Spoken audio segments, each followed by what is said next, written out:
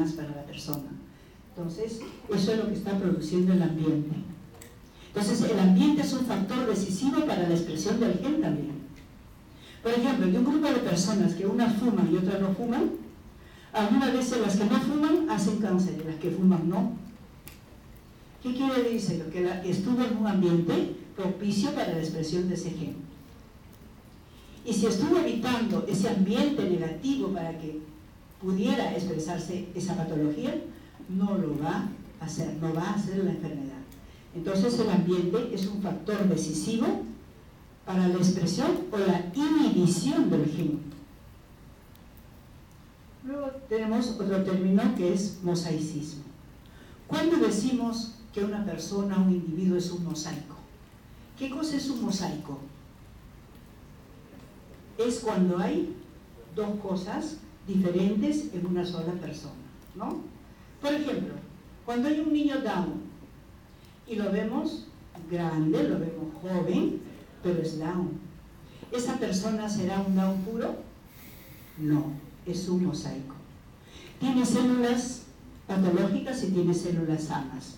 Cuanto más células normales tenga, ese Down va a ser mejor, va a tener mejores condiciones de vida, va a responder mejor al tratamiento.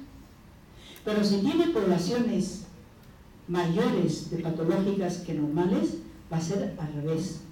Por eso es importantísimo, es decisivo que todo médico, todo profesional conozca el tipo de Down, en este caso, en el ejemplo que estamos poniendo. Porque uno que tiene 80% de células afectadas y otro que tiene 20%, no va a ser tratado con la misma terapia, con la misma intensidad. No necesita. El exceso de ese tratamiento puede hacerle más daño al niño. Entonces, es obvio, es elemental un cariotipo para saber de qué índole, de qué tipo de patología tiene en sus cromosomas. ¿Ya? Entonces, mosaico es una persona que tiene dos o más complementos celulares en la misma persona. Dos o más complementos. Por ejemplo, si digo un síndrome de Turner.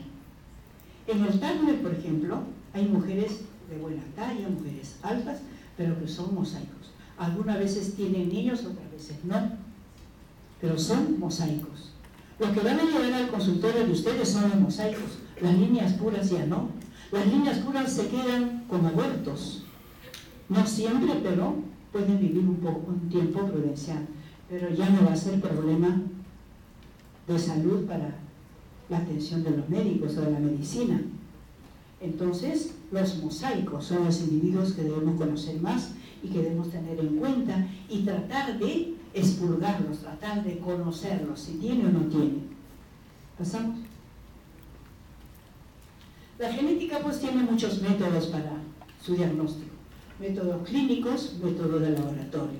Entre los métodos clínicos más conocidos tenemos la amniocentesis, las radiografías, la ultrasonografía, la fetoscopía, manipulación de células germinales, embriones in vitro, ingeniería genética, predicción del sexo, producción de clones, procreación selectiva, etcétera, etcétera.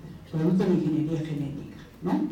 Entonces, todos esos son los medios con los que la genética puede diagnosticar. Una vez que tiene estos diagnósticos, tiene que comprobarlos, ¿no es cierto? Entonces, para eso usa sus métodos de laboratorio.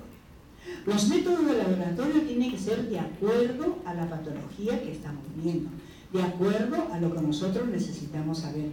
Por eso es que el árbol genealógico es muy importante. En su primera práctica ustedes lo van a hacer y espero que después lo practiquen. Es muy útil, muy importante para ustedes mismos para seguir su investigación. Haciendo el árbol genealógico van a ustedes definir sobre todo las herencias autosómicas. ¿Cómo se van presentando los individuos en un grupo familiar? ¿Cuántos están afectados en cada línea? ¿Están en lo vertical? ¿Están en lo horizontal? Entonces va a ayudar un montón y además nos va a decir cuál es el siguiente paso que debo llegar para llegar al diagnóstico. Entonces, luego de eso, tenemos las radiografías. Por ejemplo, en el caso de una gestación de un niño con anencefalia. Mediante la radiografía voy a ver cómo está el fetito, cómo están sus huesitos. Entonces es sencillo, ¿no? La ultrasonografía, la fetoscopía, igual observar los embriones cómo están. La manipulación de células germinales es un poquito más complejo, pero sí se hace.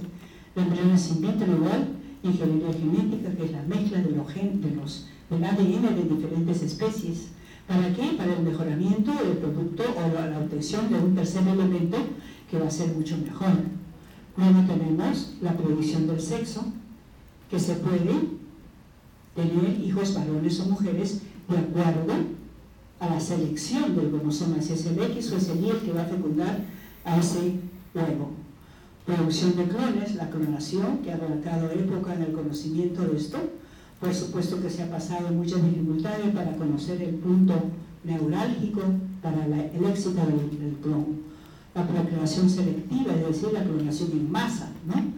En las plantas y los animales que necesitamos proliferar un determinado grupo de plantas, por ejemplo, un mejoramiento, etcétera, etcétera. ¿Pasamos? La amniocentesis es uno de los métodos más importantes y más comunes y más fáciles para la obtención de una muestra para un diagnóstico genético. Puede ser a nivel de gen o puede ser a nivel de célula. Por ejemplo, cuando se hace una punción de amniocentesis, por supuesto con los métodos, la esterilidad, etcétera, etcétera, debe hacerse la punción y sacar por lo menos 20 centímetros cúbicos de líquido amniótico. Este líquido amniótico es tan valioso que se puede hacer diferentes pruebas. Se puede determinar el sexo, se puede hacer el cultivo de cromosomas, se puede estudiar los genes, cómo se encuentran las células, por ejemplo,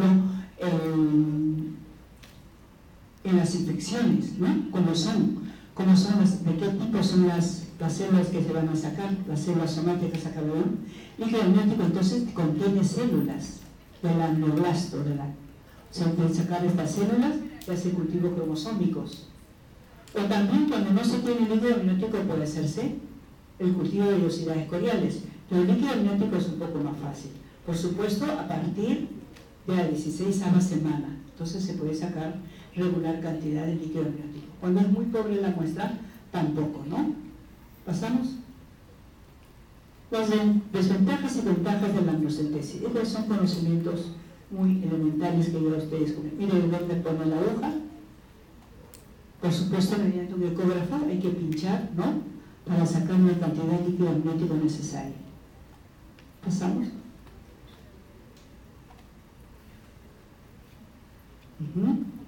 Acá tenemos una lista, ¿no? También para sacar las células de biopsia de médula, ¿no? ¿Pasamos? Ya, en nuestra primera práctica vamos a hacer esto, el árbol genealógico familiar. Como dije, es el inicio del estudio de la genética. Todo profesional de la salud debe saber hacer esto. Por supuesto que van a tener un conjunto de símbolos que posiblemente en la guía de prácticas ya les están enviando.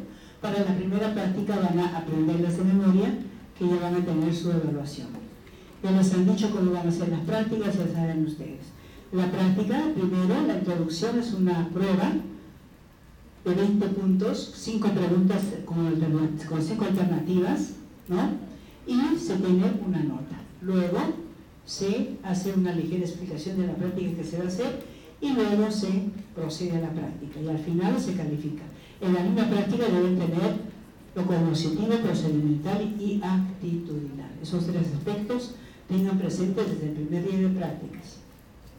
Entonces, para hacer el árbol genealógico, ya ustedes conocen, ponen los individuos por generaciones, de la primera hasta la tercera generación. Si ponen la cuarta, otra vez se presenta, ¿no? Cuando hay sobrinos, ya se presenta la cuarta generación. ¿Pasamos?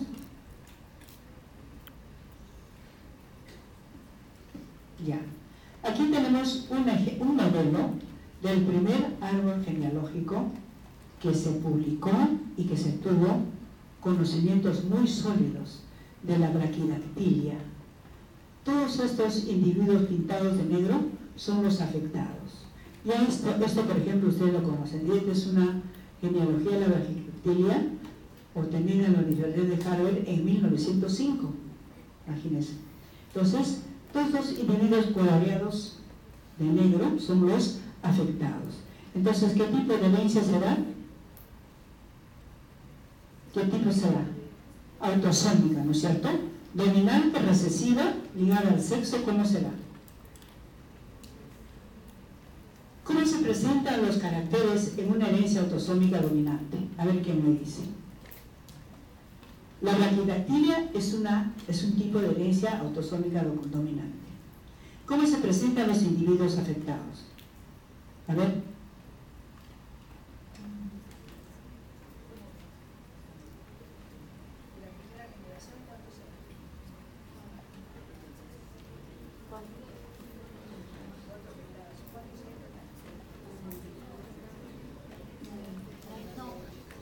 Hay más de 8. Miren ustedes, acá en la primera generación hay 8 individuos, de los cuales la mitad está afectada. Aquí también, y así en cada generación.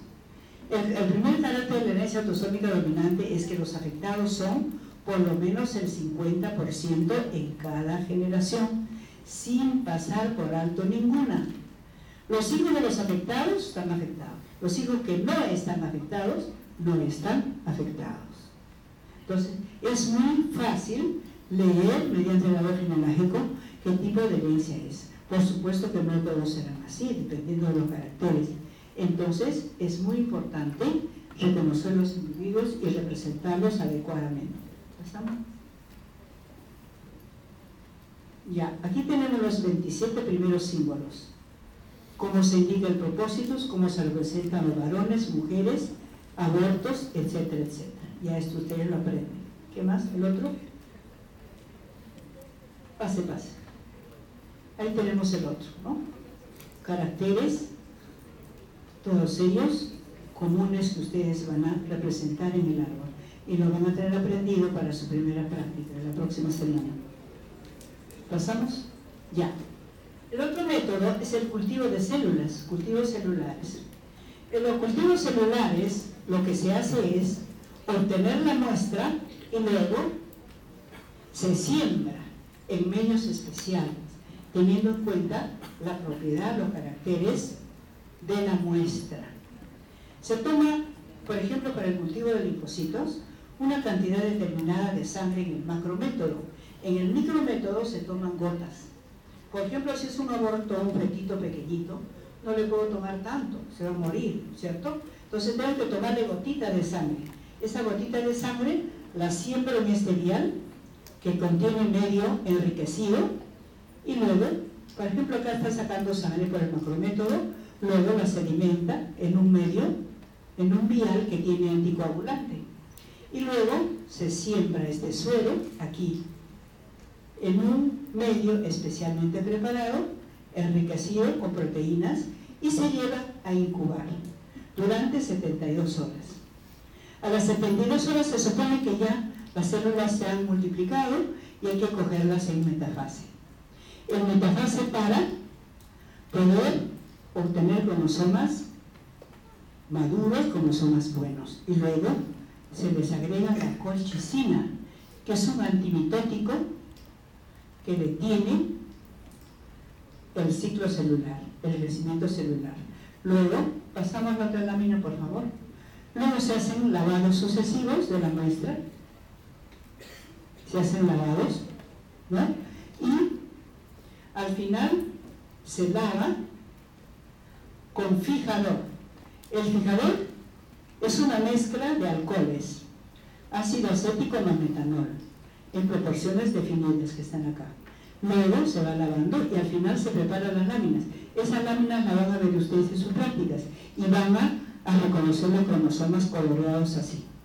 Este es un bandaje que lo van a ver ustedes. Entonces, este es el método más común que utiliza la citogenética, cuando hay anomalías cromosómicas, numéricas o estructurales. Por ejemplo, si hay un Down, tiene que hacer eso, un cultivo de células para obtener cromosomas y luego estudiar las poblaciones celulares hasta llegar al diagnóstico. Y al final, hacer el cariograma. Pasemos. Ya, ese es el mismo método, pero más objetivo, que se ve en imágenes. Pasemos.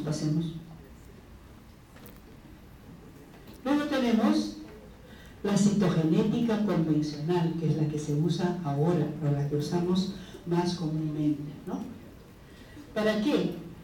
Para determinar la prevalencia de las anomalías, la presencia de alteraciones cromosómicas estructurales y numéricas, y la presencia de variantes también cromosómicas. ¿Qué son las variantes cromosómicas? Las variantes cromosómicas son la variabilidad que presentan los cromosomas en su comportamiento, en su expresión. No siempre vamos a tener los cromosomas en su forma más visible, sino que van a tener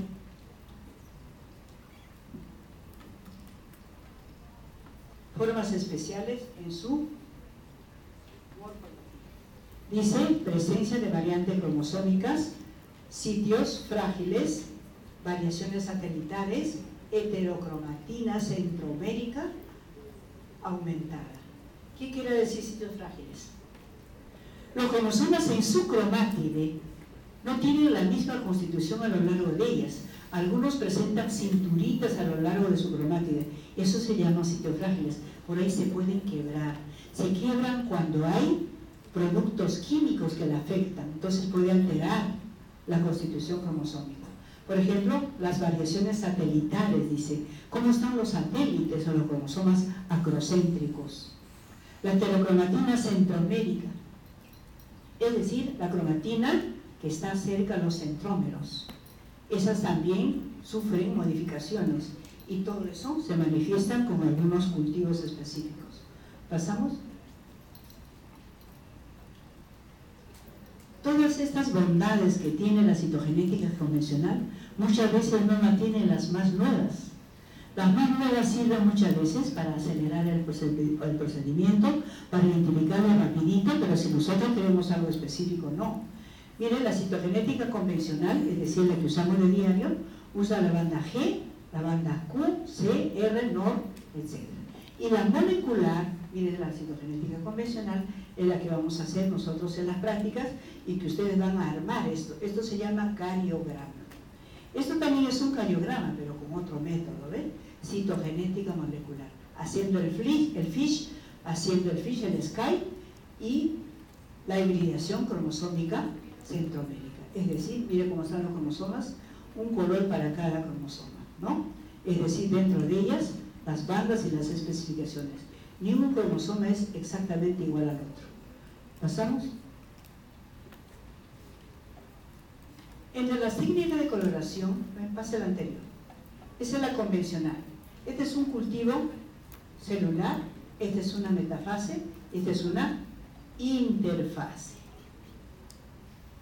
Cuando hacemos un cultivo de células, ¿todas las células estarán en interfase? ¿O todas las células estarán en metafase? No. Muy buena respuesta. ¿Pero por qué? ¿Por qué? ¿Por qué? Porque las funciones en uno y otro estado son diferentes. Si todos estuvieran en división, imagínense, no habría procesos de síntesis y de las otras propiedades de las células. Entonces, por eso que el ciclo es así, ¿no? No todas las células van a entrar en metafase, es un ciclo regular, que unas van comenzando, otras van terminando el ciclo celular para la compensación misma de las células. Esta, por ejemplo, es una coloración integral, ¿ven? Las cromátidas están completamente coloreadas. ¿Pasamos? Esto, por ejemplo, es un cromosoma gigante de la glándula salival de una mosca drosófila. Entonces, en la drosófila se vio por primera vez las bandas. Entonces dijimos, ¿por qué no podemos ver en el humano? Y empezamos a colorear y salieron las bandas. ¿Cambi? Ya. Entre las diferentes técnicas de bandeo cromosómico tenemos todas estas. Q, C, G, etc. Pasemos rapidito, hay bastante que ver.